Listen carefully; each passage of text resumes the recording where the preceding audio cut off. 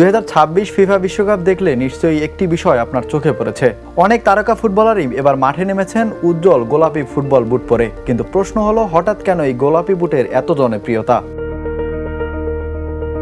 এর উত্তর শুধু ফ্যাশনে নয়, লুকিয়ে আছে মার্কেটিং এবং বিজ্ঞানের সমন্বয়। উজ্জ্বল গোলাপি বা ইলেকট্রিক ফুসিয়া রং সবুজ ঘাসের বিপরীত হয় মাঠে এটি সবচেয়ে বেশি চোখে পড়ে। ফলে টেলিভিশন ক্যামেরা, স্টেডিয়ামের দর্শক এবং সামাজিক যোগাযোগ মাধ্যম সব জায়গায় খেলোয়াড়ের বুট সহজেই নজর কেড়ে নেয়। ট্রেন্ড বিশ্লেষক প্রতিষ্ঠান WGSN আগেই 2026 সালের অন্যতম জনপ্রিয় রং হিসেবে ইলেকট্রিক ফুসিয়ার পূর্বাভাস দিয়েছিল। বিশ্বকাপে সেই পূর্বাভাস যেন বাস্তবে পরিণত হয়েছে।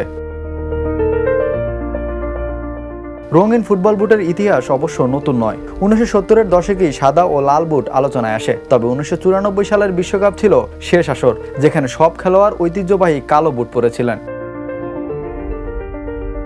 আজকের ফুটবলে বুট শুধু খেলার সরঞ্জাম নয়, এটি একটি শক্তিশালী ব্র্যান্ডিং মাধ্যম। একটি বুট যত বেশি দৃশ্যমান হয়, ততই বাড়ে নির্মাতা প্রতিষ্ঠানের প্রচার, বিক্রি এবং আয়। তাই গোলাপি বুটের এই ট্রেন্ড শুধু স্টাইল নয়, এটি ফুটবল বিপণনের এক সফল কৌশল। Imran Hossain, the news.